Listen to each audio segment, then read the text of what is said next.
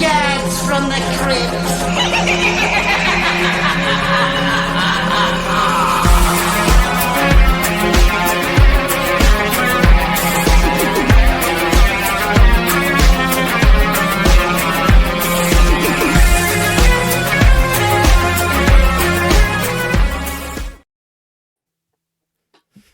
Hello, boils and ghouls. Welcome to a very special episode of Dads from the Crypt. We got Jody here with me as always. Hello. We've got As always. hello. As always. Hello. I don't know why I say that. But, He won't go away. no. And then we have our fun Aunt Whitney with little Cody. Hello, little Cody was dancing to the intro, which, you know, only I got to see, but Cody says hi too if you're watching on video. Oh. If you're watching on video, we got a lot in store for you tonight. Yeah, there's a lot going on this visual medium. Yes.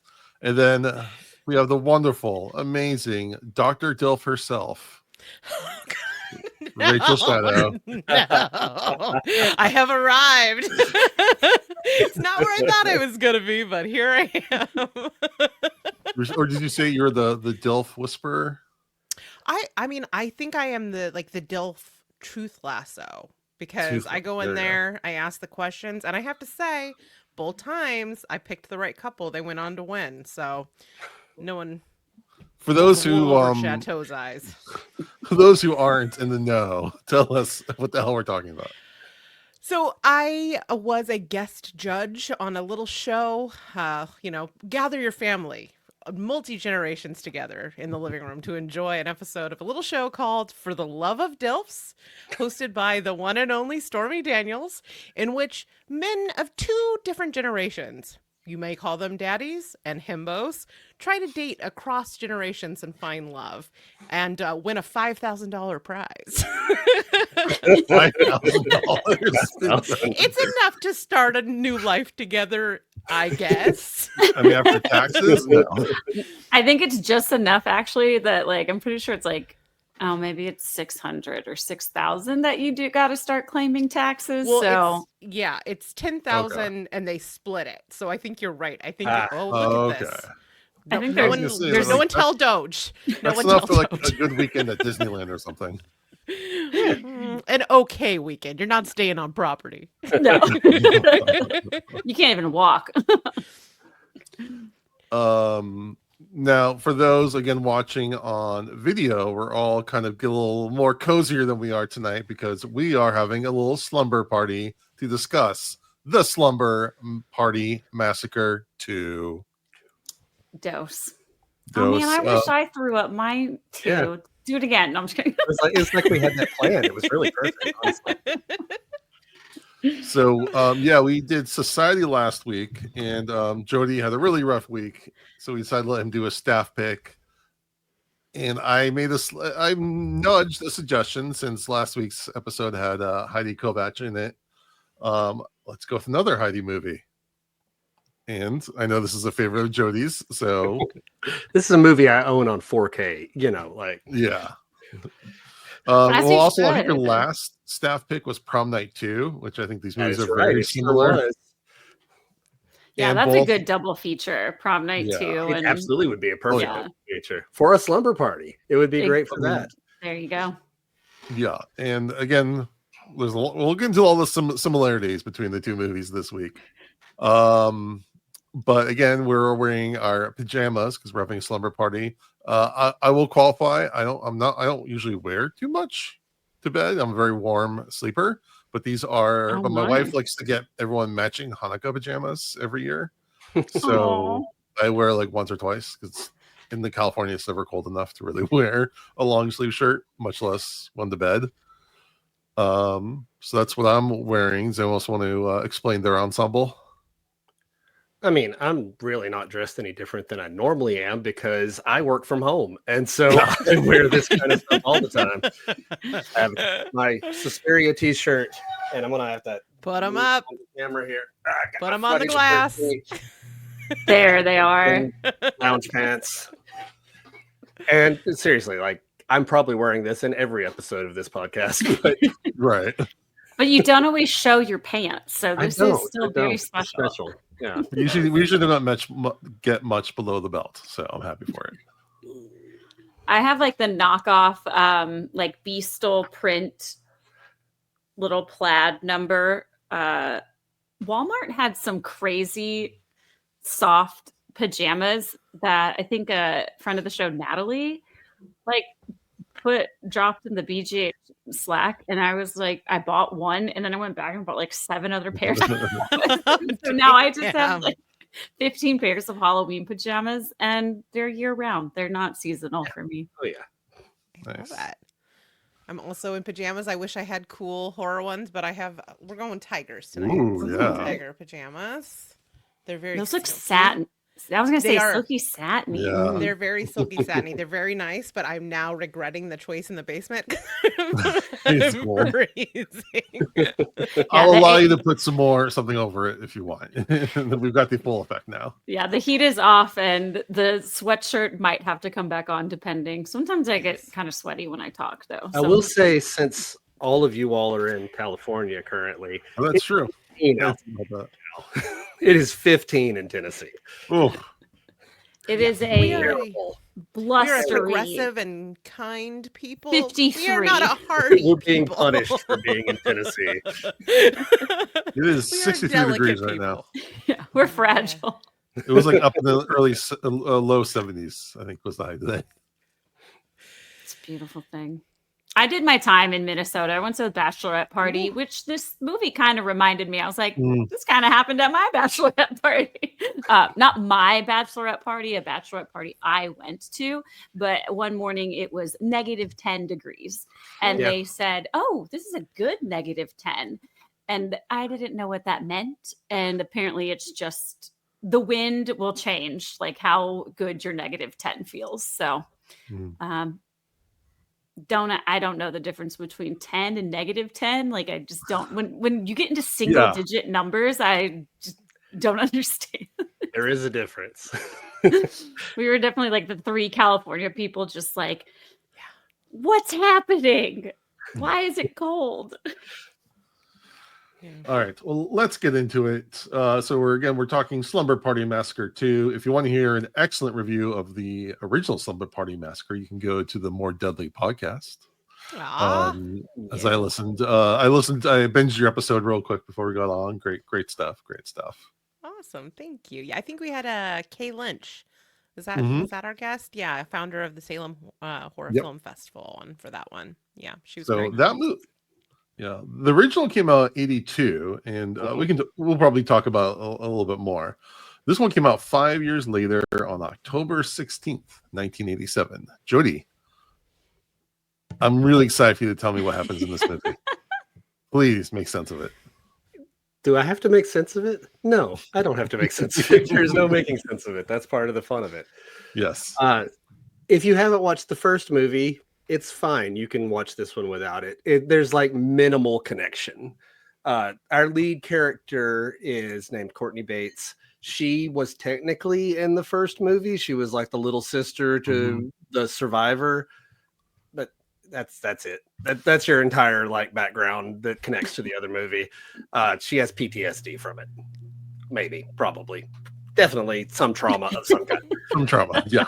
Trauma of some kind. Yes. All right. So she's in a band with her friends, and there's a boy who she likes named Matt, and they all decide, hey, let's all get together at this condo. It doesn't seem like a fancy place to go travel to. It's just like a house. But yeah, we're gonna go get together and hang out with our friends. There is a pool there. She invites Matt to come along. But then she starts having kind of weird visions, and it all tends to be tied to any time she gets excited. If she's talking about or thinking about Matt, you'll get shirtless Matt, and then you'll get an appearance by the driller killer, who was the killer in the first movie, but it's not the same killer in the first movie because this guy looks like Andrew Dice Clay. He has got full leather head to toe. He is a rockabilly guitar player, and his guitar has a giant drill on the end for all the phallic imagery that you need. So yeah, he just kind of keeps appearing in her dreams at various times. All right, so they all go on this trip. When they get there, they do what I assume every group of girls does when they get together. They eat a lot of snack food. They do a choreographed dance number together. Correct. And they start taking their clothes off. This is it, right? And a pillow fight. That happened at my bachelorette party. All three of those things.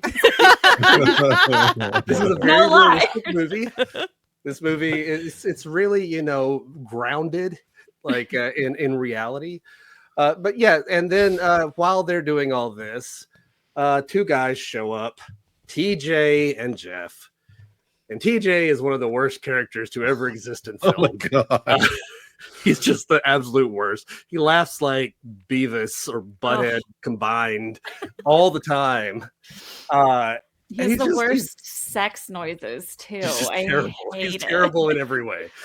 TJ is there specifically to be somebody who you're excited to see get attacked by a drill. That's his purpose in this movie.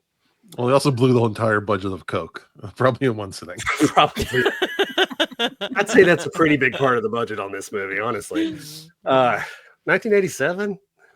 No way, man. That's how he talked. Yeah. Just constantly. Okay, so they're spying on the girls and they, scare them because that's what you do. And the next day by the pool, TJ is bothering Courtney, just being obnoxious, and he knocks her into the pool and she has kind of like does she get, maybe she gets knocked out? I don't know. She just kind of has a vision in the pool. She also has visions beside the pool where her hamburger turns into a bloody hand. And then she goes inside and a chicken from the refrigerator jumps out and attacks her. This is a real thing that happens in a movie. Somebody wrote this. They planned it. They did special effects for that chicken to jump out. And they filled it with Hershey syrup. Yes. As chickens are often filled with brown goo. I just love the idea of an actress and they're like, okay, so in this scene, you hold the chicken and just scream and run around going, ah, while you're holding a chicken. Great. All right. So she continues having these dreams and hallucinations. And then Matt finally shows up and they go off alone together. As I said, when Courtney gets excited, they start kind of getting into the moment, and then the killer from her dreams appears in real life and drills right through Matt's chest from the back, splattering him all over the place. Oh, I forgot, in all of the insanity, there's also a giant zit at one point that explodes half of one of the girls' faces. I was like, yeah, you're skipping one of the best parts. Sorry. Favorite scene. There's so much that happens in this movie. You have to decide, do I talk more about the chicken or do about the giant zit? There's so much. There's half a face of a zit. Oh yeah. My gosh. No, she looks like melted Chucky, just dripping down the side of her face. It's impressive. It's so good. But anyway, so Matt gets killed, and then the driller killer chases all of her friends around. And it's very important to point out, he also does full musical numbers with choreography. He dances, he sings, he talks to the camera, he looks directly at it and says, it's go time, or now time for the fun part. It's just very special all the way around. But he does slowly kill each of them one by one. TJ does get murdered, so we all cheer for that. And so do everyone else. This is, there are very few survivors in this movie up until you get to a construction site where Courtney confronts him. Why are they at a construction site? I don't know. I feel like I look down, I take a blink, and I look up, and then they're at the construction site. And I'm like, where was this? Was this at the condo? Where did I think the condo is still under construction. Sure. In some parts. But either way, he follows her around singing and, stabbing his guitar through things. And she eventually sets him on fire, and he does a pretty fun fall stunt off the top of this thing. And then she wakes up beside her boyfriend. Everything's okay. Until her boyfriend turns into the killer and she screams, and maybe she's in the insane asylum where her sister was. Maybe not. I don't know. A drill comes to the floor. The end of movie. Or maybe she was her sister all along, or the same person. There's like no rhyme or reason. All right, Oh. Whitney, start us Haunted off. door at My Jody's. cat just opened the door. That's Really, all kinds of pets Very all over the strange. place. Yeah, this is a pet podcast. Sorry, did you say my name? Yes, tell us what you thought about this movie. I put this on last night after you asked about this, and I was very excited to watch this again for the third time because it's just a fun movie. I'm obsessed with all the outfits in the movie. Jody talked about the Driller Killer songs, but there's a lot of other songs. Like this ultimately is just like a very long music video. Mhm. It's a musical film, and yeah, it's stupid. I love the zit scene. I love the character that the zit happens to because she's, our main character is talking about how she feels like kind of weird. She's like, I do too. I have this pimple. And it's just always about her pimple. And it's just like, she's having deep existential dread and like PTSD. She's like, my skin is going crazy. She talks just like that. So it's just a fun movie to throw on. I honestly think I enjoy it more than the first one. I've seen it more than the first one. Same with Hello, Mary Lou, Prom Night 2. There's something about this sequel that doesn't make any sense. Again, you like look away and come back and you're at like, why are we at the construction site? Like, what's happening? Why did this turn into a music video? And then there's also so much like background about who the Driller Killer is that I'm sure you'll get into the fun facts of who. No, that she means in real life, Jason. Yeah, who the Driller Killer in is real life, in real it's life. insane. Do you please share? Rachel does not know, so I don't know, to and share. I want to know. Yes, tell Jody, me. go I'm ahead. dying to know. Okay, so this guy, how do you say his name? Atanas Illich. Village, yeah. And He's he Greek. is the son of the founder of Little Caesars Pizza, the heir to the Little Caesars fortune. Well, not just that. His father was like a really famous billionaire in Michigan who like owned multiple professional sports teams. Yeah. It was like a huge deal. He's in like a Michigan. Nepo baby in this Oh, yeah. movie. He also This one has, is like, I'm he has an gonna album. do. Like you can buy I'm a gonna do record. the rest. I'm gonna bring my own Coke and, And some Little Caesars pizza. Little Caesars pizzas. I'm surprised there wasn't a Little Caesars pizza in my the God. movie. Like That was product amazing. placement. Come on. But I guess all the food in the movie was disgusting. So they probably my were God. like, don't make Yeah. the Little Caesars. But you know what? Shout out to the Little Caesars.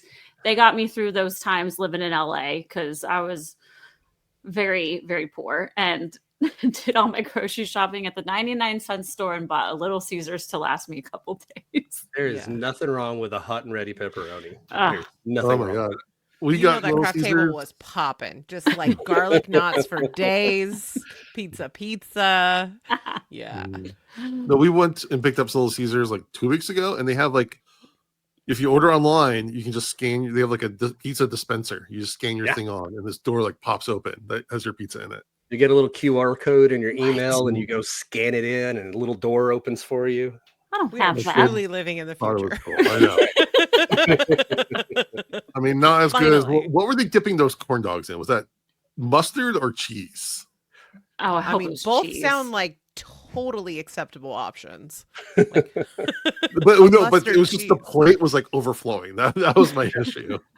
Also, plate what was- book were they reading? They were reading there was this book that they just kept reading, and I just want to know, is that like, was that? I'm always curious of like, I want to find books and films that are in films, and like, is this a real book? I want to own it. I mean, from what they read out loud, it sounded like the kind of books that I see all the time when people talk about the Kindle subreddit, because it's just all girls going like, "Yeah, I love smut. That's my favorite kind of reading." Yeah, there's a book talk for that for sure. Oh yeah, no, 100%. That's most of book talk.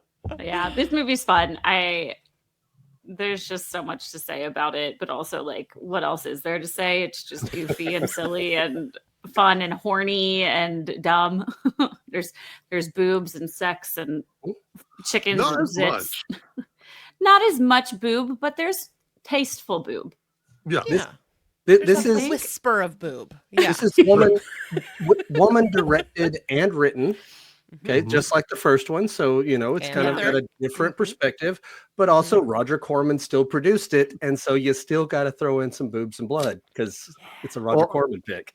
I mean, obviously, there's a lot more that goes into these kind of things, but it's like almost ironic that the woman who was the actress who was the Playboy Playmate of the Month doesn't get naked, but the woman who was a The blonde, Olympic right? gymnast, yeah.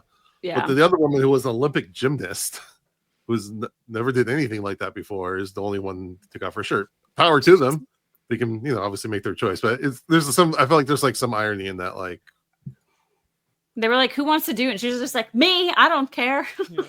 I feel like there's like a pipeline from like Olympian to OnlyFans now. So this Yeah, person was like, this was like true. the proto version. of From what I was reading, she was supposed her big year because the Olympics are only 4 years and you only have a certain like timeline to do these things. And she was supposed to be in I think it was the 88 or 89 Olympics. But they were canceled. At least America withdrew the protest. So that sucks because that's like an 8-year window of where she didn't get to. like, screw it, get them out, get them out. Yeah, she's just like, I lost my chance. Yeah, Maybe I get the gold medal, but. All right, Rachel. Yeah, so this one I had seen once before, like a billion years ago in high school at a slumber party, of course. And my memories of it were, I've seen the first quite a few times. I had only seen this the one time, and I remember it being like insanely violent to where I couldn't even watch it. And I remember I remember the guitar, and then I just like the rest of it is just me being annoyed at like my friends making out next to me very loudly through the movie. And yeah, so like this was a different experience this time in a lot of ways. It was wild because like, for one thing, I loved the gore this time. It did not bother me at all. I was delighted by it. I don't think I picked up on any of the camp when I was younger, and it is through the roof. It's insane that I didn't. I thought of this as like a very serious horror movie. That was like my memory of it. It was not that. It was not that. So that was a bit of a revelation. But I also think, and something I definitely didn't pick up on when I was younger, was that there's actually below the surface of all this absurdity and all this camp, there is actually some really interesting ideas being explored. And they're things that I feel like now we talk about much, much more and are much more fleshed out in horror, specifically around like trauma response. Like the first film has this reputation for being a feminist satire of the slasher genre. And I think that this movie really kind of solidifies that reputation for this franchise because of the ways that, like I said, it talks about trauma. It talks about the internal life of the girls in the film in a way that like slashers up until this point really did not. And I also think that this, like the first film, does really interesting things with the POV with the gaze specifically. The first one was like very much about like kind of twisting the male gaze. This one actually hands the POV over to the final girl. We're not watching this movie through like bed sheets on a line. We're watching this movie through what is her name? Courtney's eyes. Specifically, there are so many shots where there are characters like centered in the frame, like very much point of view shots. Well, and looking right at the camera too. Yeah. Yes. And yeah, exactly. And that's my point. Like, we're not cheating left or right. Like, they're like straight down the barrel. And that I thought was really interesting. It's such a reclaiming of the genre in a way that was like very much ahead of its time. She is our final girl, but she is also our Michael Myers. So yeah, I think on one hand, it's like very silly and absurd and camp. There is also a lot happening below the surface, and I think it all kind of comes together in the end for me. It's the most ludicrous way you could possibly explore these ideas of trauma, but that's what makes it fun, but also fun to talk about and examine. And I ended up coming away from this like kind of loving it, to be honest. Yeah. I'm excited to talk. I was like, yeah, it'll be fun. I like hanging out with these guys. I'll do the show. And then I watched it. I was like, okay, I have a lot to say about this. It's Yeah, like interesting. in your review of the first movie on More Deadly, you likened the first one to Scream, where it is more kind of like showing you the tropes and like the ideas and stuff. Yeah. This movie to me is the scary movie to Scream. Oh, I also think it's the Nightmare on Elm Street. There's definitely a lot of Elm Street in this. Yeah. Well, I'm just saying as far as Yeah. like if the first one was Scream, this is Scary Movie. We're taking away any subtlety. We're making this Mm. and just going for the easy joke, which isn't necessarily a bad thing. It's just The characters, It's just, they're more caricatures. Yeah. At times, you have the band and you have the blondes, but they have a lot of depth. But I think it's interesting you bring up the trauma, and it doesn't explore it a ton. But there's this part at the beginning where she's like, "I don't want to go see my sister in a mental hospital on my birthday," and the mom forgets it's her birthday. yeah. Hello, what do you like? Let's talk about that for a second. Just like, I don't want to go. Like, her mom obviously probably has her own reasons of just like, she can clearly see she wants to go do something. So she's like, oh, we need to go to the hospital and go visit your sister rather than go do this thing with your friends. And maybe for good reason, because her other daughter, like, so she, oh my God. How does this tie into the first movie again? It's So She's one of the two girls that survived. She's the little sister that's in the house. Okay. Who's like she's like, And her trying to older hang sister on, and she's like into older men. Lost and all she's her like, friends. Okay. Yeah. I mean, I could see why the mother is so overprotective. Yeah. Mhm. Yeah. There's a lot of trauma in that. It's interesting though, because the older sister is sort of like the identified patient, right? Because she's actually the one that, and then there's the younger daughter, and who has not reached that sort of level of like needing psychiatric care, but is clearly struggling. And there's an interesting conversation they have where she's like having dreams, and her mom is kind of like, oh, that's normal, it's fine, like this is you working this out, but not maybe taking it quite as seriously as she should, as we see here, because as the movie goes on, like, I mean, how much of this movie do you think actually happens? I feel like very small percentage of it. Like, it is all in her head. Everything and nothing at the same time, because that's what I kind of love about this movie is it doesn't care.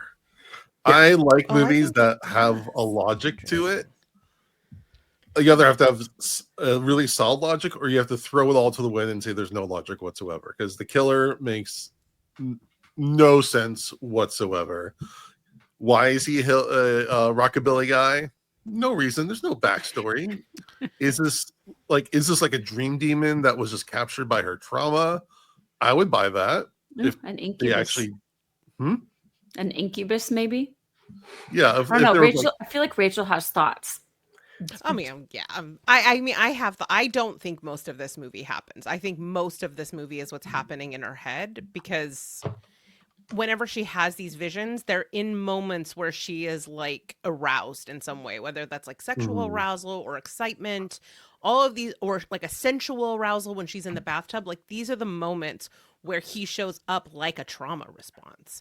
Like, time is different when you have trauma. Like, your brain can't like actually process the passage of time, and it, like, to protect you, makes you feel like you are in that exact moment of the trauma again, in order to be able to like have the adrenaline and have the like sort of fight or flight that you need in that moment.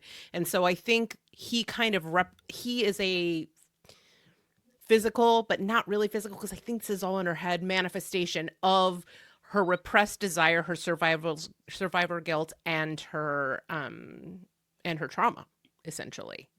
Because there's the whole thing about like, don't go all the way. Like, it's this sort of exploration of the way that you would actually be at the other end of a movie like Slumber Party Massacre. Like, you would have trauma, but at her age, probably also like it would have impacted her sexual development. And here she is, every time she's turned on, he shows up. And that's kind of the way that you're like stalked by your own trauma. Especially with the whole reason of it being the driller killer is this phallic imagery of like, Mhm. is that also why this is happening to her when she's getting aroused? So there's that logic there. But then again, I do also think there's parts of this movie that just like there's no logic. It just Mhm. it's not dream perfectly logic. executed. It's Yeah. dream logic, Yeah. right? It's like Yeah. Yeah, I What's will happening? say, as somebody who actually paid money and owns this on 4K, Oh. in the director's commentary, the director talks about how you can take this the way you were saying, where basically Okay. none of this happens and she's kind of is all in her head. There's Okay. also a version of it where pretty much everything that appears on screen happens and she's kind of driven insane by it. I think the director actually leans that direction, but I think Really? both are available. I do think all her friends got killed. I think TJ exists in a way that he has to get killed, because how can TJ exist without being murdered by something? Or is it TJ like a high cannot go tension? on. Or it's like a high tension scenario? She's just taking out TJ. Yeah. Somebody She's was going she's to. He's If the it wasn't killer making all it through the along. weekend. Mhm. It's just the killer is just such an aesthetic choice Oh yeah. with no explanation whatsoever. Like, it would be one thing to just have a guy dressed up like what's his name, Rustin something, or the guy from the first movie, Russ Thorne. Yeah, Russ Thorne. Thorne. Yeah, if he looked anything like him or just anything like him, but it's just like this whole. It just doesn't make any sense. But it doesn't try to shoehorn something. So I Mhm. don't, which makes you like not care as much. If they don't care, then I don't care. Like, if they came up with like something, something really stupid like Indian burial ground, or some terrible trope, like the condo was built on the site of Indian massacre, A rockabilly. A rockabilly. massacre from the 50s. A bunch of greasers were murdered. Yeah. Is there any other director's cut stuff that just talks about why this killer is? No. It doesn't really get into it. No. Interesting. I want his backstory. Where'd he come from? I do, but I also don't.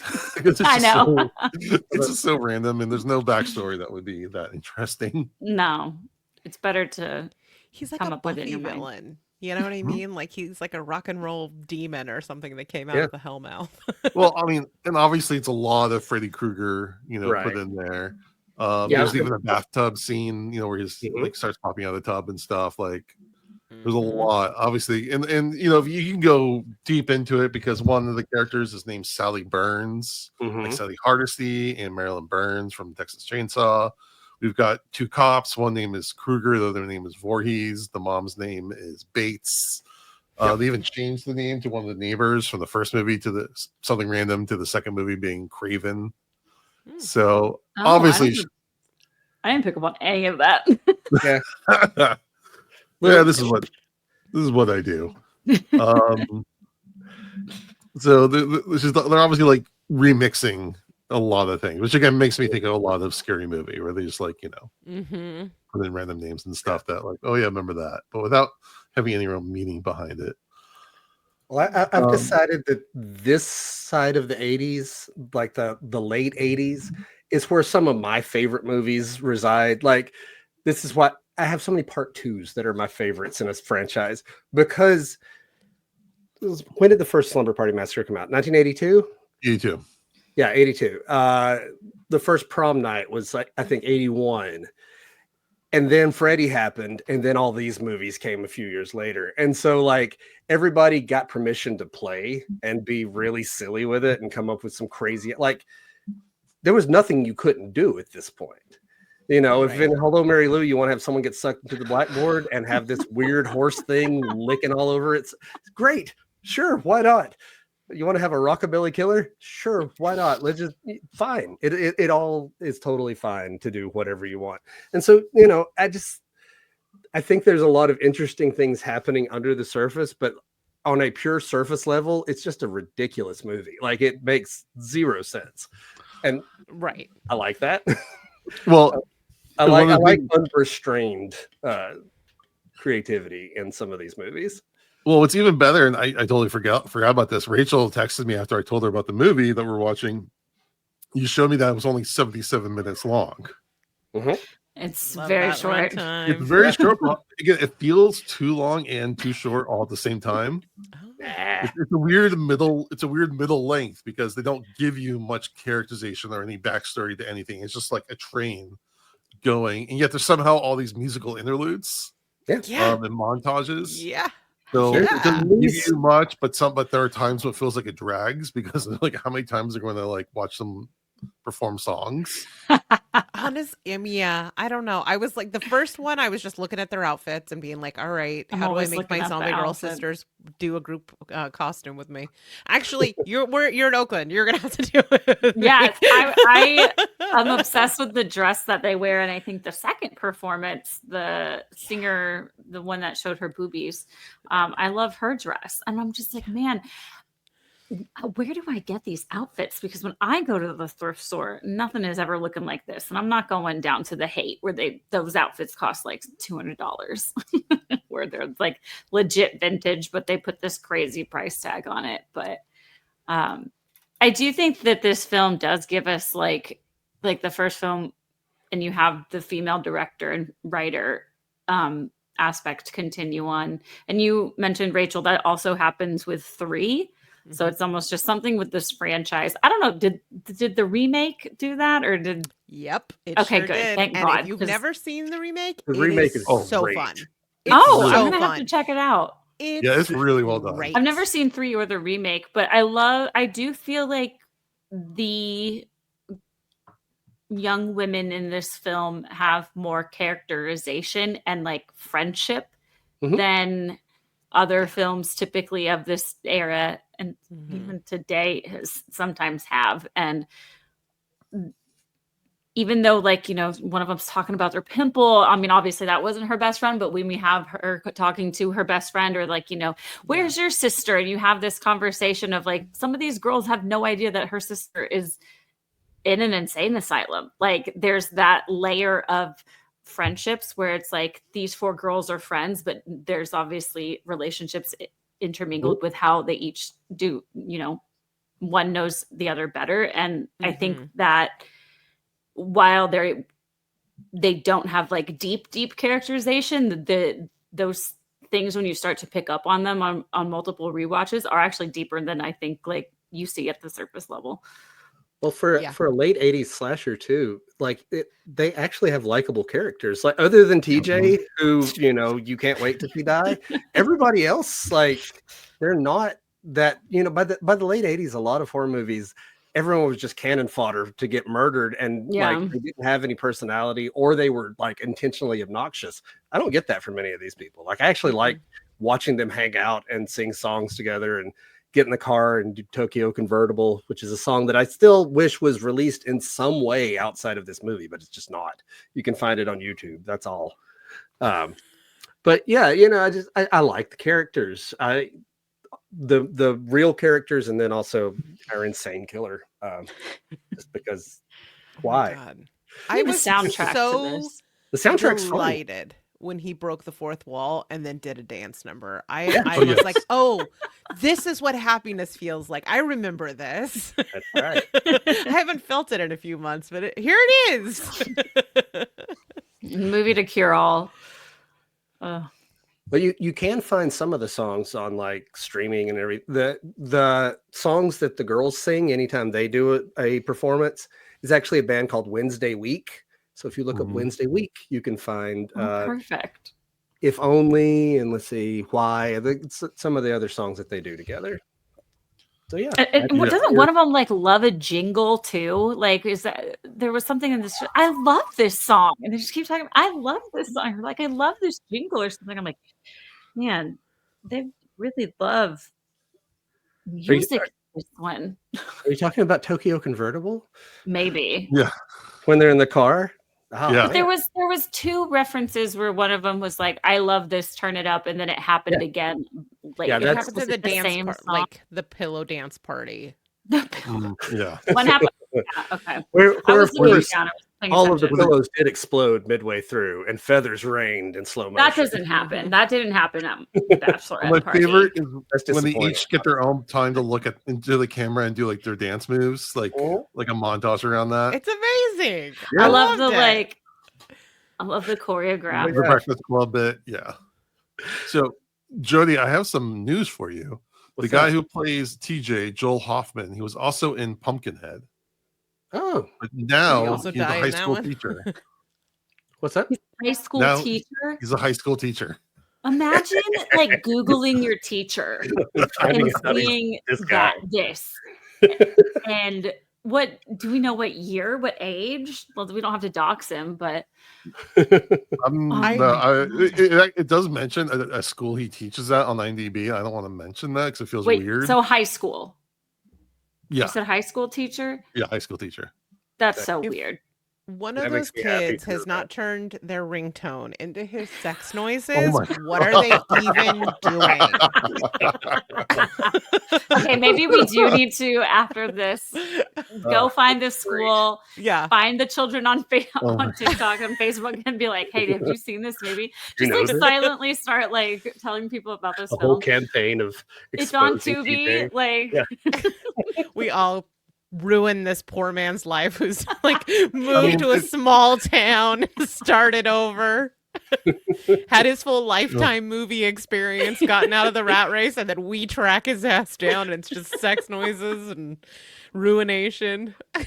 it was a choice. I mean, it's he better than made. outing your teachers for being on OnlyFans because they can't afford because they can't make a decent wage. That's true. That is Do you think Um, they get royalties from this on every time we watch it on Tubi? Maybe we should put on I Tubi on hope repeat. so. There we go. Get him a couple cents. It's okay. I'm about to quit that high school teaching job any day now. People keep watching this on TV. It's a huge spike in people streaming this on Tubi. Actually, one of my favorite things is that I'm a big fan of the Dead Meat podcast and show and everything. And when they did like I think Carrie and the first Slumber Party Massacre, they caused a huge spike on Pornhub of people looking for those scenes. Oh. Well, because you can get uncensored scenes from horror movies that you can't find on YouTube. Sometimes on more explicit sites. I have seen that Or happen. so you've before. heard. So you've heard. When you look for horror movie scenes, you go wherever you find them. Sometimes. And if you linger, I mean, who's to say? For Carrie? Wait, so which films? Carrie? The shower scene in Carrie, and then the gym scene, yeah. And The shower scene in Carrie is very male gazy, like very long, drawn out. Like Yeah, I guess I just don't find it very sexual. I think I but just remember the culmination, and I'm like, "That's a hot ticket." But I guess I just remember it being awkward. it's what I- very what I much kind of find slow funny camera about- pans all over her while she's showering, that kind of thing. Okay. Yeah. Well, and then in Slumber Party Massacre, I feel as if like the director was told to put in more nudity by Roger Corman. yes. She's like, okay, I'm gonna give you Absolutely. so much nudity. You're like, okay, I'm done for the rest of the movie. I'm just gonna do it in the first 5 minutes just to get it over Love with. it. Yeah.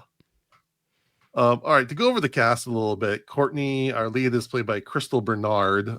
She was the lead female on Wings That's for like absolutely 170 something episodes. I love Um, that show when I was a kid. Yeah, Mm-hmm. I'm a big Steven Weber fan too. Yeah, it's got a really great cast. Like if And it's Thomas Hayden Church, yeah. one of those ensemble shows where everybody in it's good. Tony Shalhoub got his start there. Yeah, Mhm. yeah. The mom, Mrs. Bates, is played by Jennifer Rhodes. She has a huge resume. She's been like in pretty much almost every TV show you can imagine, going Oh, back wow. She a looks very long familiar. time. She had a nice little arch on Charmed. She was on Gilmore Girls and Heathers. She was in Night of the Demons Night of the Demons she- 2 too. specific. Sorry. Oh, that's the good one. It is the good one. She's the That's nun. the good one. She's the nun who like never has a seen big that long one. ruler and like attacks demons with it. Oh, really? Oh, Also, Okay. another Whitney. part two that I absolutely love. I just watched it last week. Then, according to IMDb, she plays the psych nurse, uncredited, in Halloween. So I don't know if that's like the one in the Smith's one in Grove. the car, or just one that happens to be hanging Yeah. out the psych ward. Hmm. So I feel like that was a different actress, but anyways. Okay, Amy's played by Kimberly McCarthy. Like I said, she's a Playboy Playmate of the Month, and she also auditioned for the Dallas Cowboy Cheerleaders. but she fell out of the public life pretty soon after this movie. Patrick Lowe, who plays Matt, the main boyfriend character, he was in a movie called Primal Rage and Quantum Leap. Didn't do too much. Primal Rage is a great movie. It's got one of I was the gonna best ask you if you've seen that. scenes. So it's about a rabid monkey or like a diseased monkey that spreads it around. But anyway, there's a scene where there's a concert at a Halloween party and everyone has the most elaborate Halloween costumes. One of my favorite scenes in like horror movie. Like it's just fun, ridiculous costumes. Primal Rage. Check it out. I'm looking at all of these right now, which is when I'm looking down. I'm like looking at all of them on Yeah. Then I remember Sheila. the VHS for Primal Rage. I've never seen it, but I think I can like picture the cover of it. It's worth watching. Yeah. Good video game too. All right, Sheila is played by Juliette Cummins. She was in Friday the 13th, A New Beginning, Psycho 3, and Police Academy 4. And she's also again the one that was Olympic gymnast. All right, then we're down to our fan favorite Heidi Kovac, who played Sally. She was also in Society, Friday the 13th, The New Blood. She was also in many episodes of Dr. Quinn Medicine Woman, which oh my I'm having trouble God. picturing. I grew up on that. Yeah. The hold that show had on my mother. Oh. Yeah, that was the ER and for Dr. ladies Quinn before book talk. Medicine And then Valerie, who played, Cindy Ellebacher, who played Valerie. She did a lot of TV, but she did a long series of episodes for Young and the Restless. Now, Rachel, you brought up VHS for a minute, and I think both of the first two movies in the series did very well on VHS just because of the provocative covers. Oh.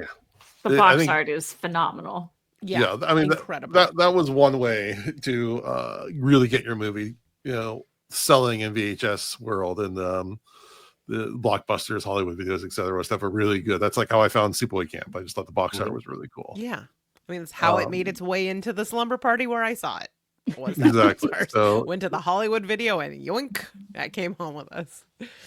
Yeah, because the box art on this one, first of all, we haven't really talked about how awesome that guitar is. It is incredible.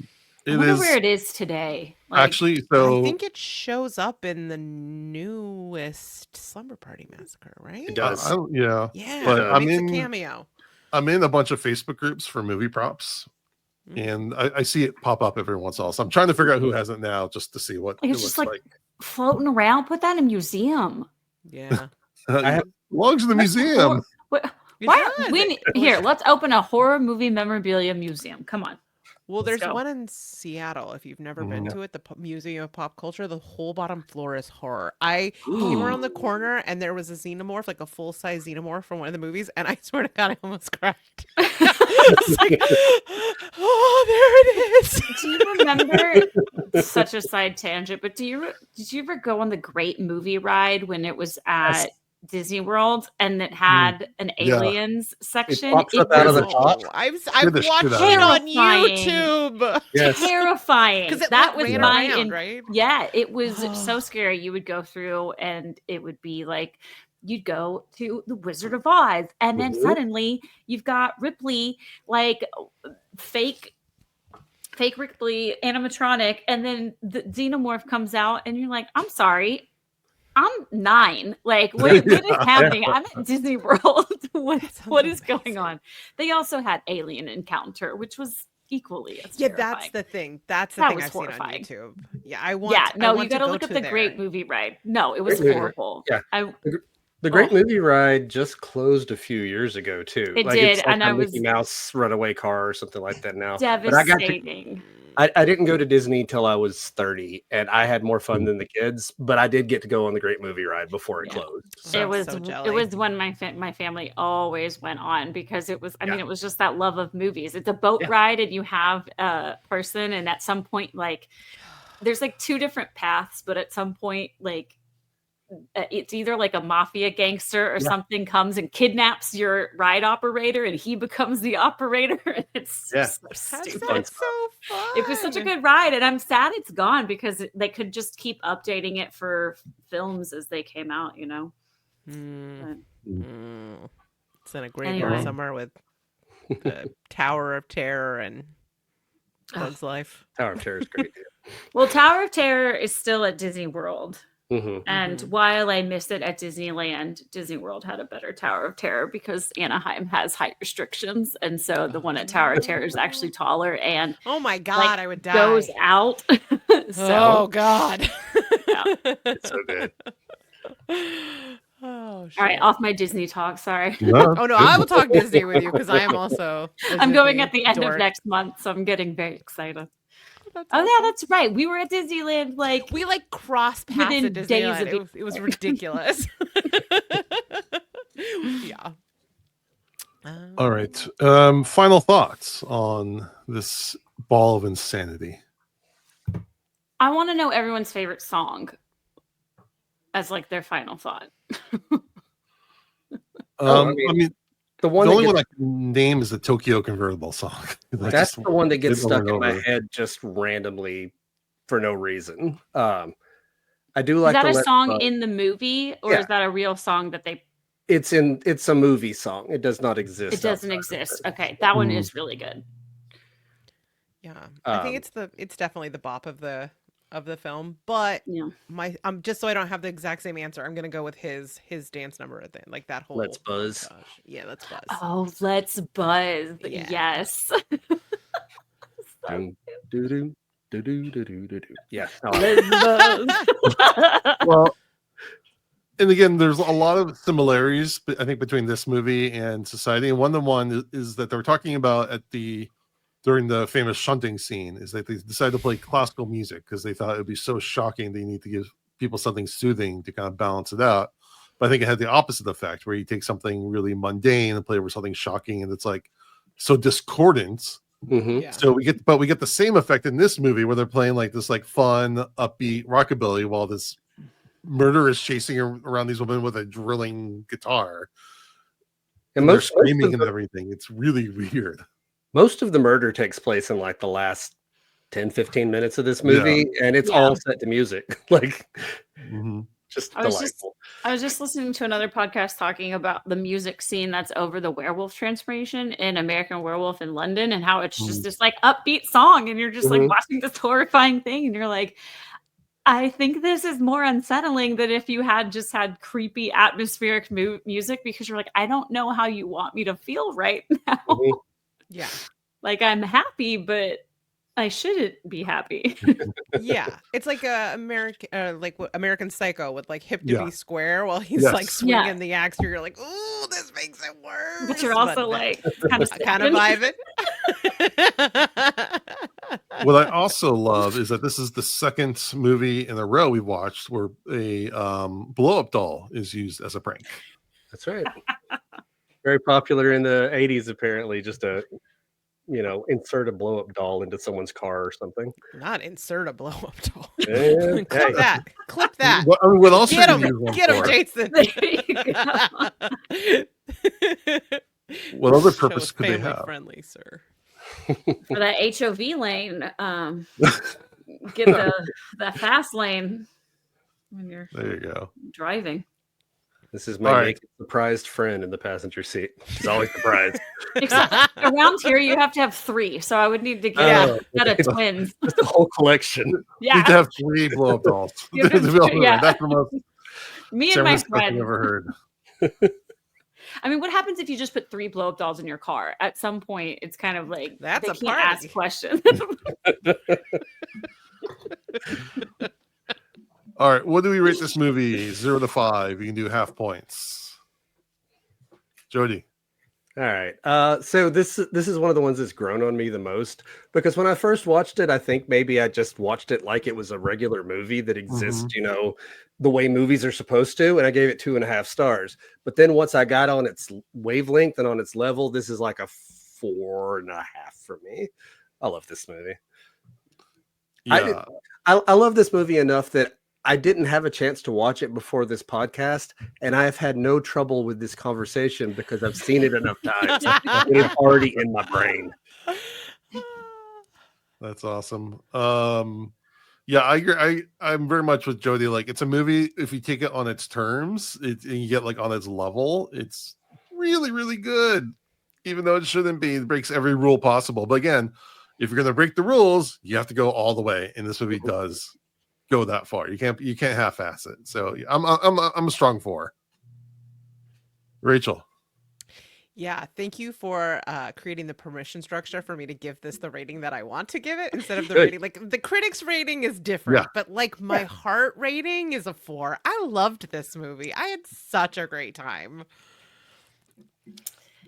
Whitney, you can do it. It's okay. I gave it a Go. 3.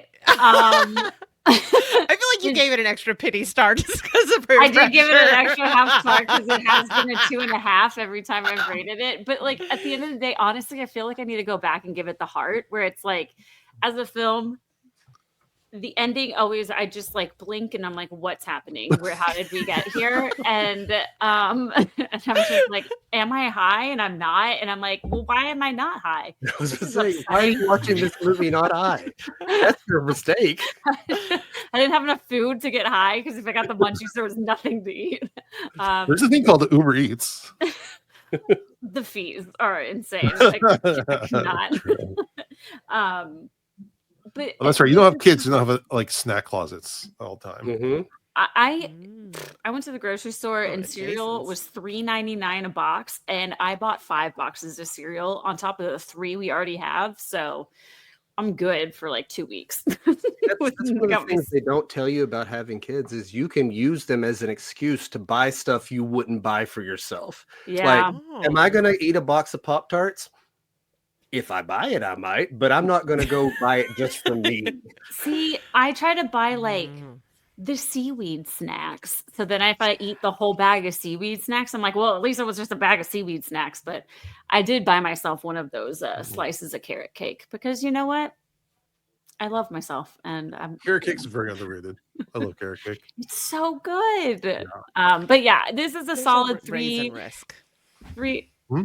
The ones risk that I of running get into a don't raisin. have raisins. That is weird. Don't put raisins in there. That's why Well, I avoid I'm it pro- because I'm pro raisin. you're playing the raisin roulette in a way that I just Well, my bigger I get it issue from the is Lucky. coconut. It's like the crappy piece of cake that like Mm. you can't read any of the ingredients, and it tastes and your perfect. teeth melt the minute you touch that icing. You're like yummy. And I'm just cuticle like, you know burn. what? This hits the spot. I know what I'm getting. I'm gonna get this piece of carrot cake. It's too large, and it's always like, okay, I could eat half and be happy, or I could eat the whole piece and feel absolutely sick. And Also happy. I also very happy, but like upset that I ate the whole piece. No, I All love right. cake. For song of the day, I didn't think of anything, or I Let's forgot to do buzz. that. I mean, how do you do a So- song of the day when this whole film is an album? That's right. Yeah, well, I mean, I just Googled rockabilly horror songs, Mhm. and I went with the first one that came up, which was "I Was a Teenage Werewolf" by the Cramps. Okay. I'm like, okay, I'll go That's with that. solid. That's Respectable choice. Yeah. Yeah. Okay. Yeah. I don't know it, but I'll nod along like everyone else. I'm sure Mondo's, he's actually on the plane right now, so he's probably Oof. shaking his hand at me. I from love- In the air. 1,000 feet. I love the idea of like when Mondo's not here and there's just this metal playlist and rockabilly song, metal. Led Zeppelin. I feel like I tried to do that one time. Jason threw a I've done Destiny's it. Child song in here one time. I mean, Yeah. we a like to good- mess with Mondo's playlist. Yes. All right, Jody, give us some horror news. All right, so we have got a lot of trailers that have recently been released or movies that have been announced, and so I want to talk about those. The first one is one that I'm very excited about. I've mentioned it on here before. Clown in a Cornfield finally has a trailer. It is based on a book by Adam Caesar.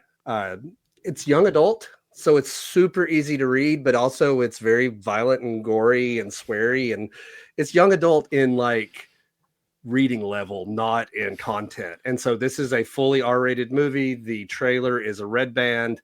It's got a lot of surprises that I'm not going to talk about because of what happens in the story. I think it's more than what it looks like. So I'll just say The that. director burying the lead. Right. The director of Tucker and Dale versus Evil. Oh, That's right. One of my Oh. favorite films and Little Evil. Not right. my favorite film, Okay. but Tucker and Dale Little Evil is fine. Tucker and Dale Perfect. is great. is a masterpiece. Little Evil's not that good. Yeah, it's we can fine. admit It's it, we can fine. admit it. There's some fun scenes. I like the Is that the one with stepdad, Adam Scott? stepdad support group. That was kind of fun. Yeah. Sure. All right, but anyway, Cloud in a Cornfield. I'm really excited about it. I've read all the books in the series so far, and I'm looking forward to seeing what they do. Oh, with it's a series. Yeah, there's 3 of them now. Adam Caesar spoke at the last Chattanooga Film Fest. It's really cool. It does some interesting stuff with the slasher and takes it in some different directions. Like everyone here would enjoy the book 100%. Like I have no question about that. I think y'all would like it. So if you haven't, I like the art cover. I'm putting it on my Libby right now. that's right. All right. Other trailers. There is a new trailer from the new movie from the director of Talk to Me. What is the name of it? Bring Her Back is this new trailer that just got released. It looks wild. Yeah, absolutely insane. But if anything happens to the cat, I'm going to be very upset. Is this unrelated? I'm one of those annoying people that doesn't really watch trailers because I try to avoid them This at one's a all costs. teaser. This one's a Teaser. Okay, teaser, I will and do gives it us a anything vibe. under a does minute. nothing. Yeah. Yeah, I like under a minute. I like seeing them if I'm at the theater. It's more of a This vibe. isn't a sequel to Talk to Me or anything. No, no, I no. don't think so. Just Okay. from the same director. The Philippines. So, yeah. All right. One that I didn't know about until I was getting ready for the podcast tonight. Shudder has bought a movie called Dangerous Animals. It's a shark movie, but what's exciting about it, it is directed by Sean Byrne, who did The Loved Ones and The Devil's Candy, which are both Shit. great Okay. movies. Love both of Okay. those movies. Okay. It's We going to be haven't had a going to good shark theaters movie on in a June minute. 6th of this year. All You right. had me at Shark Movie, but Yeah, Shark Movie I'm already in, but Shark Movie from that director, Yeah, yeah. it's got a I good love track The Loved record Ones. so far. The Loved Ones is such a fantastic movie. Devil's Candy, though, it's one I don't hear people talk about very often, but it's really good. I need to rewatch that one. I feel like that one. You've got Ethan Embry as like a heavy metal painter. It's the paint. you Yes. got- Okay. You got Yes. the painter, and he's got a daughter, and then there's this creepy guy who is trying to do something with the daughter. It's really good. Definitely check it Yeah. out. It's been. Right. I feel like Another new movie been a that I'd long never time. heard of. There's a trailer that came out for a movie called Marshmallow. And Marshmallow is a camp slasher. We're kind of in a revival of slashers recently with Terrifier and stuff like that. So I'm fully into just, more slasher movies, particularly a camp slasher. I'm always a fan of that. But there is a trailer. It was pretty good. But it'll be in theaters on April 11th. Let's see. I've got another one. This movie is called Butcher's Bluff, which is an 80s slasher with a villain called Hogman. But I like to call it Hogman because it sounds just like his last name. Hogman sounds like the person you like Hogman. in the group that gets the dope slap up the side of the head. Oh, Sure. Hogman. Yeah. Hogman's with us. Make Hogman do it. Tell him to go shoulder tap some beers. It's perfect. Yes. But yeah, no, I another slasher. Just more slashers.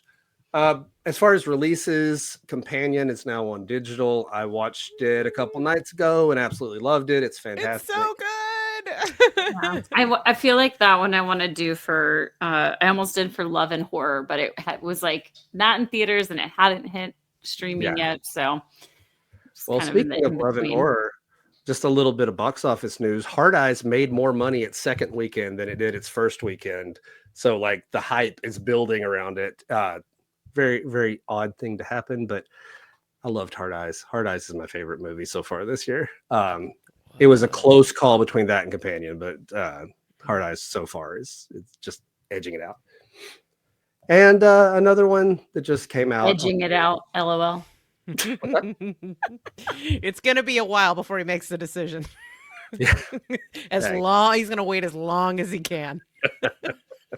Stupid. So dumb. Oh, I tried to keep it together and then specifically do it. unmuted to Don't. do it. This is Don't what do Rachel it. brings to the Jason's gone. podcast. Okay. Jason's got it off the rail. Like we do what we want when Dad's gone. Okay. Dad's caring to his other children right now. All right, and one more release. Popeye's Revenge is now on VOD. The first of the 3 Popeye movies we're getting this year. There's Popeye the Slayer Man. I don't remember what the other one's called. But from the producers of Winnie the Pooh, Blood and Honey. I'm going to watch it. I don't want to watch it, but I'm gonna because I kind of have to. But I really want to watch that Peter Pan one. Like I'm gonna watch that too. Yeah. Kind of bummed I missed it in theaters, and I'm like, when is this dropping on VOD? Just because I love a nightmare fairy tale. Yeah. Well, and I will say the people who made Winnie the Pooh, Blood and Honey, Winnie the Pooh, Blood and Honey is bad. Like, it's bad, bad, bad.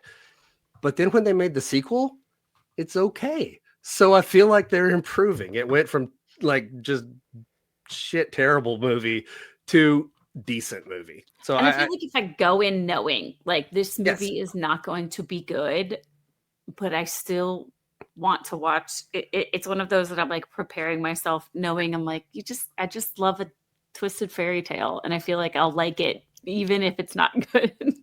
Yeah. Well, and these are definitely the kind of movies that you just like Slumber Party Massacre. You have to get on their level. Like you have meet to them where know they're what at. you're doing and Yeah. what Meet it them where they're at. is. Yeah. And if I want to watch Popeye kill a bunch of people, I have to get in the right headspace for it. But I can enjoy that. Gotta respect the Slayer Man pun. Popeye the Like- Slayer Man has the best title of all of them That's for so sure. good. Yes.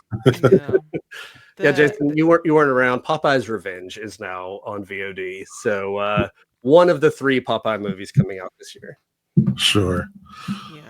Yeah. I will say that the Scott Chambers, who's like the producer on the first Winnie the Pooh, the one who like started this all, he like is directing one of them now. He plays Christopher Robin in the sequel. Okay. Is lovely. He's Oh, such that's a good. nice person. I was worried about that. No. He could not be sweeter and more excited to like this is his dream coming true. Okay. Yeah. He is fucking delightful. And so whenever people talk about these movies and are excited about them, all I can think about is how meaningful that is to him and how excited Oh, he would nice. be to hear you say it. So like without reservation, enjoy the shit out of those movies because he gets it. He's so sweet. I just absolutely love Scott. Well, and a I lot will of a lot of sorry. my complaints with the first movie, I think, are more budgetary than anything. The Yeah, masks yeah. are very much like just a plastic mask.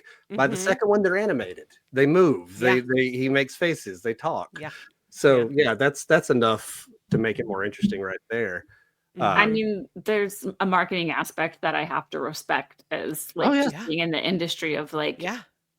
capitalizing on free IP. It's so hard. Like as someone that likes to draw, it's like I will get so many more likes on licensed art, but I Mhm. don't sell it versus the characters that I create and are special to me, but no one cares about my bean sprout named Bean and his 2 little buck teeth. But I love Bean, but he doesn't have a following and doing a cutesy. I want to buy one. Will you sell me a piece of? I will put it in here. I want a piece Yeah. of bean sprout art. Yeah, Send me your rates. I I'm want a sure- piece of art. I'm sure you can I buy a want- I'm sticker of commissioning. it. I mean, I people still buy. I have like a hedgehog. I have like poop and toilet paper best friends stickers. But like in reality, it's like, man, if I could just like go draw some Pokemon or something, it'd be so much easier. But so there's this respect that I have to have that there's so many people that get upset about this and you're ruining everything. And I'm just kind of like, I mean. Just because you Go make a for new it. version of something doesn't like get rid of the old version. If you love old Winnie the Pooh, that's fine. Go read it. If you want to Right. watch Winnie the Pooh murder a bunch of randos, Oh. Oh my God, Winnie the Pooh is in the room. I know. Winnie He the just Pooh got is- Jody. Oh my God, down goes Jody. Oh no! He just got pooed. People that don't like the Winnie the Pooh, they're there in his house.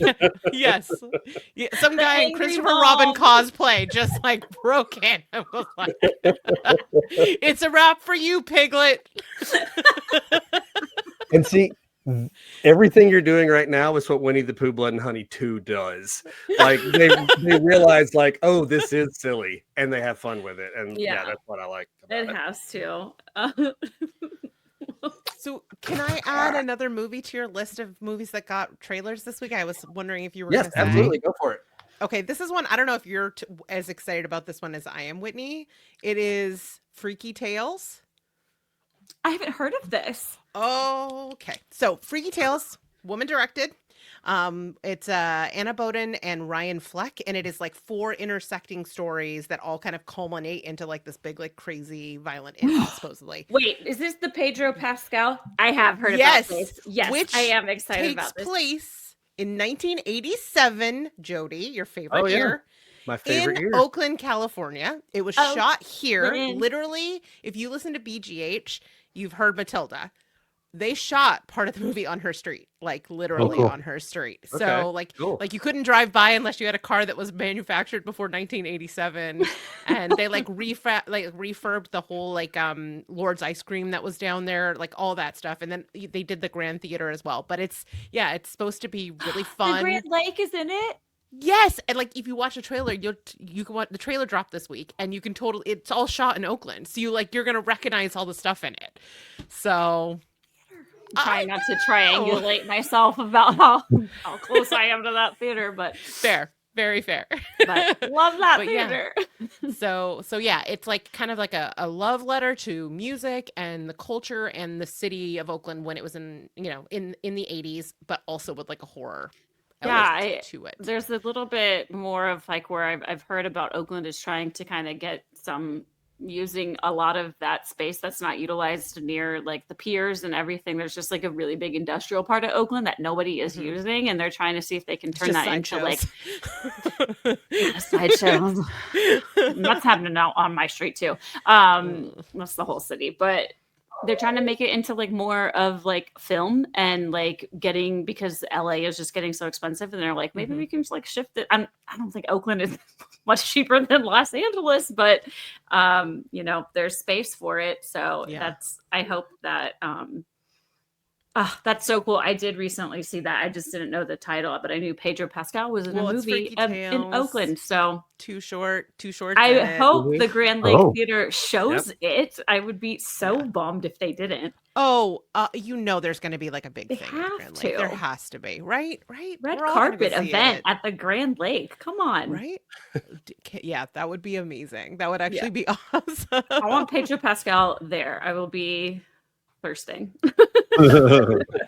You and literally everyone else, because I know. What a man. he's for everyone. He's the Yes. he's like the, what is that, AB positive? What is type O negative? Oh, where everybody negative. yeah, but for libidos. Yeah. He's the type O negative of libidos. Yeah, I think we have a universal Pedro Pascal heart pin on a photo of Fabio, my partner, and I on the fridge because we both love him. So there's a picture of his face and a heart, and it's on a picture of us because we both. My love partner him. bought me a Pedro Pascal shirt that just says "Daddy," and like they enjoy it as much as I do. Yes. Pedro Pascal is all of our loves. It's Daddy. Yeah. He could. Yeah. Type O negative Well, of pants feelings. then I can't wait for the second season of Last of Us. Oh. Well.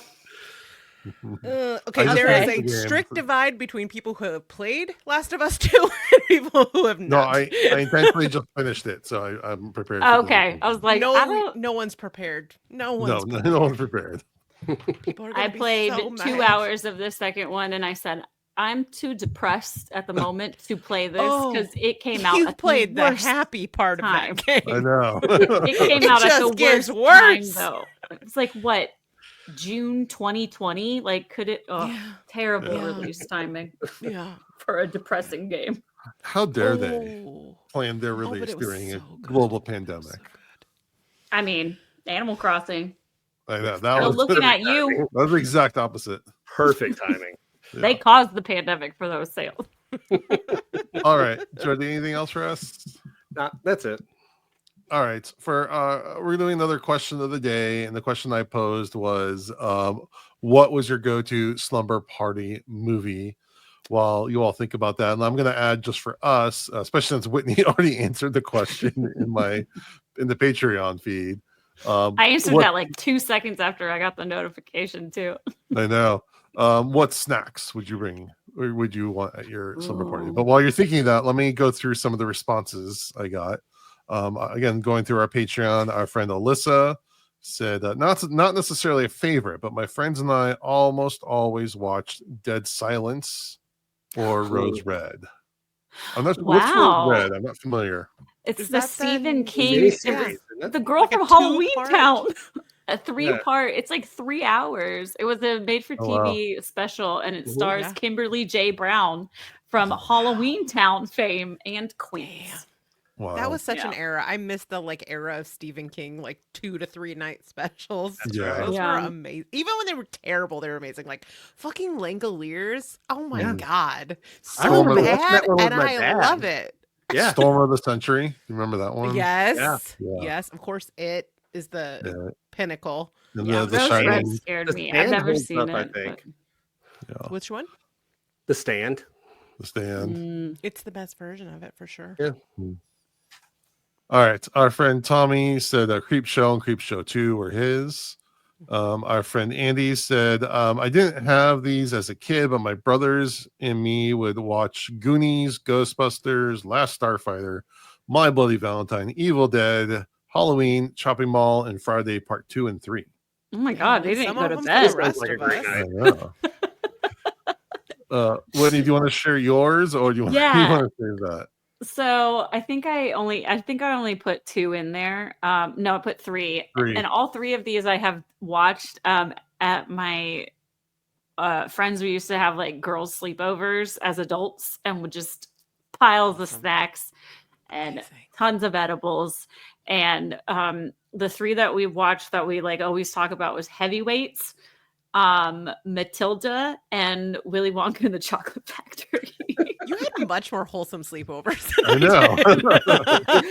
It was just I just remember for us, it took us 20 minutes to figure out how to play the DVD of Heavyweights that I had because we could not figure out how to do the DVD player. And my friend was sitting on the air mattress, and when we finally did it, she goes, "We did it!" And I was like, "You did nothing. You just sat there." It's how many high women in their late 20s to put together to play a DVD. It was so complicated. Should have just bought the damn thing on Amazon. All right, we'll get back to everyone else, but going back to threads, we had someone shout out Animal House, Caddyshack, or Slapshot. Someone else said The Blob 88, Man After My Heart. It's a great movie. Love that one so much. And then someone actually said, how can the answer not be Slumber Party Massacre? Unless, of course, the answer is Slumber Party Massacre 2. That's right. Yes. And I think that was, do we get anything on Blue Sky? Blurp, blurp, blurp. Okay, no, I didn't post on Blue Sky. All right, Rachel, what movies did you watch at sleepovers and what snacks would you want? Okay. So what I did watch at sleepovers, we would watch Army of Darkness. That was a Yes. big one. And Hellraiser 3. Ooh, like it. Okay. Not 1, not 2. Oh, and Return of the Living Dead was a big one that I would always show my friends that one. It's a good movie. But Hellraiser As far 3 as- is CD Head Man or Multimedia Man. Yeah. Yeah. CD guy. 90s. Yeah. Yeah. It's not good, but we watched it a lot. It is some of the funnest scenes, like him in the church and him in the nightclub. I just Pinhead. don't like Pinhead in his like Freddy Krueger era so Yeah. much. I mean, Joker Pinhead. at like 14 I did, but like as an adult I prefer him much more, the more restrained, you know. Well, yeah, but it's I'll just fun. swallow, you know, like, you know, sights to show you era. Okay. That's more my I'm vibe. enjoying my fun. Well, People say I'm I the don't like fun to have police fun. and you're Jason under doesn't arrest. normally go for fun. Don't push him away from it while he's there. As far as Jason snacks, never like, has fun. We can't shame him when he's having fun. when I was young, it would have been like licorice, and then also like trashy nachos, which was just like microwaved cheese on Yes. chips. But I think Oh. now I would want to elevate and have like proper nachos with like queso, and then like some kind of chocolate. Gotta have chocolate. Yeah. Now I want chocolate and carrot cake. Oh, yeah, carrot cake. I do remember as a kid, I will say, like the Matilda the Heavy, that answer was like what I've watched as an adult. We'd love to like revisit. As a kid, the Goosebumps Haunted Mask VHS was like, it was the 2-parter, and that would be like my go-to because I was always a little too afraid of scary movies as a kid. But like Goosebumps was up my alley. So that would be Gateway. like what yeah. Root. I loved Goosebumps, Marty for the Dark, but like was too scared of scary movies, but I'd like go read the scary things and then get scared. So I just had to get over it at some point. Yeah. You're like, I like it, but I'm too scared. Like I'll read the Wikipedia. I'm like, you like scary movies. You're just like, you gotta take the plunge. All I right, miss Jody. that era of where you would like go to the VHS store and like find weird shit. Oh, yeah. You know what I mean? Like I did other that all the one- way through college because I remember like finding little mom and pop video places and literally spending like an hour just picking a movie because I would Yes. just browse Yeah. through them for so long. Analysis paralysis. That's how I Yes. ended up seeing. I don't know. I feel like nobody has seen this movie, but there's a chance you guys. Do you guys remember that movie Baby Blood? It was also known as Evil Within. That was like a No. VHS find. That It's like it's like a French. It's a French film, but it's been like dubbed in English, and Gary Oldman is the voice of the demon baby that she's Ooh. pregnant with. Whoa. And they're like, Oh, I recognize the cover looking it up. yeah, like that was another one we watched at Slumber Parties a lot, and it was like weird, extreme French horror. And now when I look back at it, I was like, who was letting me rent this shit? Man, you got a lot of things when you Google baby blood. Yeah, sorry, You're Go on a with Evil list. Within. You might be, yeah. That's a video game though. Yeah. Oops. All right, Oh yeah, I Jody. guess it is a video game. Yeah. Huh? Yeah. I remember watching Who Framed Roger Rabbit over at friends' houses because that was something I wasn't allowed to watch at home, but I could watch it over at friends' house. As far as like Jessica Rabbit was too risque for your household. Hey, Way I too. grew up very evangelical. We've done this before. We're not anymore. But anyway, as far as horror, I don't remember. Like my friends weren't into horror, but they would eventually fall asleep, and they had cable, and so I would stay up and watch stuff that would play. Because at that time, HBO like they would just play anything. They were trying to fill time, and so after you got past the early late evening, they just filled it up with whatever. And I remember watching Night of the Demons and Night of the Demons 2 probably like 10 different times in pieces because it was always on. Nice. But yeah, I still love those movies too. Yeah. they're Jody great. weren't watching HBO Real Sex. Oh no, you did. That one was not fun the same way. Mm-mm. Like I do remember that one. That one was all like real people, which was very different than what was on Cinemax at the same time. And the real people were less fun to watch than the people on Cinemax. Yeah. Yeah. Hey, Jody, what Cinemax were is where it your was at. slumber party snacks? Oh, as far as snacks, Oreos, Doritos, Mm. Mountain Dew, whole bunch of stuff that still would like to eat, but just can't eat as much of it as I want to anymore because makes you feel bad. I did a Yes, I like cherry that. icy once, or like a cherry slushy, and then I got cherry sour punch straws, and I used my sour punch straw to drink my icy. I went places that night. I was like on a sugar rush. See, when I These are the was a things you teenager, do Let's see. These are the things you do before you have to check your A1C to every couple months. yeah. When Might I have was a to do teenager, that with that I carrot would, cake I bought. I was very much an introvert still. Like I had a lot of friends and we'd do stuff, but I also just liked a Friday night that I didn't have plans because that's when I would go to the movie store and I would I would usually do like one horror and one comedy, like by my Mhm. late teens, and I just watch them back to back and eat an entire container of Oreos. Ugh, Oh my I still God, wanna living do the that. dream. Yeah, the ones I remember the most, we watched obviously Tales from the Crypt Demon Night was a big one. From Dusk Till How has that Dawn. affected you as an adult? Yeah, exactly. A big one was From Dusk Till Dawn. And Species was a big one. Oh. for Sure it was. reasons. Very I'm sure it sexy was. selection. I know. Very different from my heavyweights and Matilda choices. Well, and then the curveball one was Tommy Boy. Wow, yeah. Okay. We watched all the Chris Farley, David Spade Yeah. stuff Oh, on yeah. repeat. That's a lot. Our snacks, we were always trying to get pizza, and like we go to my friend's house. His dad loved to fuck with delivery people, so he'd like call in the delivery. What the fuck? There's a lot of pauses in there. I think we all I think my video visibly was shook. You took a breath at the wrong time and then said with. Whew, Yeah, it's I'm a making full that- turn. That's what I'm I'm saying. making that, yeah, okay, fine. I'll make that a TikTok clip. Oh, great. his dad liked to fuck Anyways. with the delivery. Yes. Well, he like order like a pizza, with like pepperoni. And he called them back and say, "You put mushrooms on this. There shouldn't be mushrooms on this. Send me another one." And like demand free pizzas. It was like every Friday Pizza night. stealing. Pizza Yeah. fraud. Yep. We're past the statute of limitations on these things. Oh, Yeah, pretty there's much. none on pizza fraud. Yeah. This is how you get then- that driller killer showing up at your house. He's Yeah. coming to collect.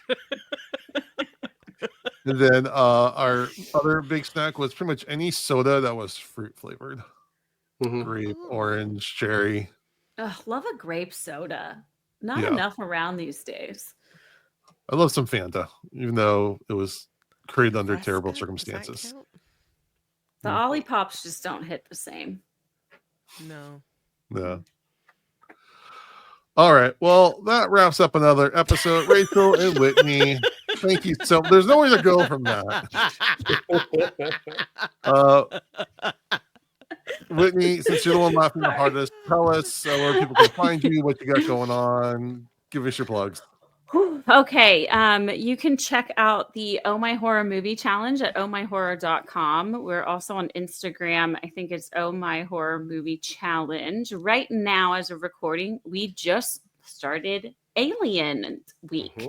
And I don't know what I'm going to watch, but is it Eaten Alive by Eduardo Sanchez? Is Eaten Alive a movie? Isn't it? I think you're thinking. Yeah, I mean, there's a Altered. couple movies called Eaten Alive. Eaten Alive is like a crocodile. Right? There's a No, crocodile I think you one. might be thinking Yeah. of Altered. Uh, Altered is the one where there's the guy who My was phone's abducted on by the an ground. alien. All right, Whitney, Species. Do Species. Have you seen Species? No, but I don't know if I'm in a I know horny someone who mood. has. Some parts more than others, I suspect. Well, okay. To be fair, I might we save that one covered for it on horny the- horror, Be which is all. kind, rewind. Turn the page, Oh, wash your hands. we round plenty. Oh, it was just like Mhm. very fucked up at that part of Yeah, the there tale. were Um, tracking issues at to be fair, minute such and renting a such. movie and knowing a nude scene was coming up because the tape would start getting funky. To be fair, Plugged It Up covered Species this week, so I was listening to their review today, so it's on my mind. Mm, I But bet. that's Of course, not it's on always, your but- mind. Formative. Always on your Formative. mind. right, Rachel. Sorry, I'm looking it up. You're right. It's altered. Sorry. Anyway, go check out the Oh My Horror Movie Challenge. There is a theme this year called horny horror. So that may be when I watch Species. There you go. Sorry. I had to throw that You know one what? out there. Whitney, tell me when you do that, and we'll do Species on the show. Okay, I'll have to look There you up when it is. That's for you. Jason will make meaningful eye contact with everyone while he talks about it. It would be uncomfortable at all. There it is. Eyebrows sitting I can't about wait here for- the whole time. The synopsis is good. Rachel has to be on though too. Okay, deal. Okay, fine. Twist my arm. All right, Rachel, what you got going on? Oh, well, you can always find me over on the More Deadly podcast. This week we did the apology. We covered the apology. Definitely go check that out. You can also find me fairly regularly on Bloody Good Horror. And those are the two best places to find me. Excellent. Horny Jody? Horror's not till the end of November, so we got a long way to Oof. wait. I That's know. a long way to edge for. I can't wait for Jason to listen to this back. He listens to these back, right? No, I never listen to these. That's the When beauty there's of a time the timestamp when you walked away, you need to go back and listen. There's a good They Fill were in the gap. very inappropriate. I tried to remind them that they're Sure. family friendly, but they just blew right past me. Well, Rachel, you're such a prude. Known for my prudish Yeah. ways. That's her handle, Rachel the Prude. Yep. We I have all like a have to 3-piece behave suit so much more underneath when these Rachel's pajamas here. because I can't get enough clothes on these bodies. What do they call what did the Mormons call their undergarments? They have like a special word for it. They're trust pants or something. Something like that. I don't think that's Those sound like adult diapers. It depends. Oh, There we go. Dad Yeah, I joke. work at a nursing And home, so I can say that. Jody, Go you out got on that. anything? You got anything going on with the Joe projects? Nah, not right now. No. Okay. Not at the moment. they're Well- temple garments. There you go.